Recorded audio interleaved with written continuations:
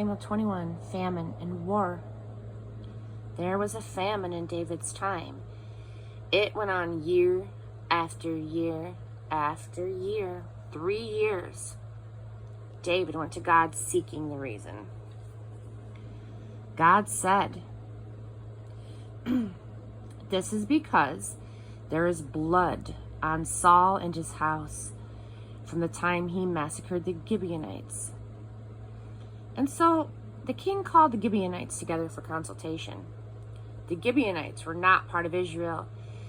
They were what was left of the Amorites and protected by a treaty with Israel. But Saul, a fanatic for the honor of Israel and Judah, tried to kill them off. David addressed the Gibeonites. "What can I do for you? How can I compensate you so that you will bless God's legacy of land and people?" The Gibeonites replied, "We don't want any money from Saul and his family, and it's not up to us to put anyone in Israel to death." But David persisted. "What are you saying that I should do for you?" Then they told the king, "The man who tried to get rid of us, who schemed to wipe us off of the map of Israel, well, let 7 of his sons be handed over to us to be executed, hanged before God at Gibeah of Saul, the holy mountain." And David agreed. "I'll hand them over to you." The king spared Mephibosheth, son of Jonathan, the son of Saul, because of the promise David and Jonathan had spoken before God. But the king selected Armani and 5 sons that Saul's daughter Merab had born to Adriel, son of Barzillai the Maholathite. He turned them over to the Gibeonites, who hanged them on the mountain before God. All 7 died together. Harvest was just getting underway, at the beginning of the barley harvest, when they were executed. Rizpah, daughter of Aiah, took rough burlap and spread it out for herself on a rock from the beginning of the harvest until the heavy rain started. She kept the birds away from the bodies by day and the wild animals by night. David was told what she had done. This Rizpah, daughter of Aiah and concubine of Saul.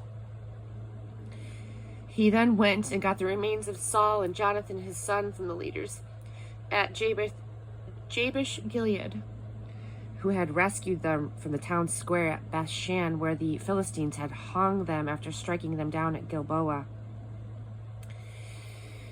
He gathered up the remains and brought them together with the dead bodies of the 7 who had just been hanged.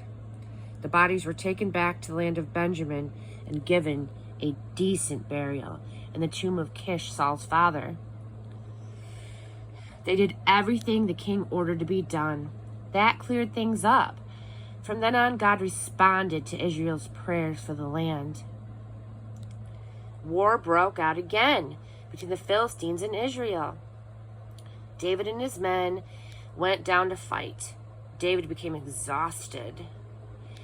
Ishbi-Benob, a warrior, descended from Rapha with a spear weighing nearly 8 pounds and outfitted in brand new armor, announced that he would kill David.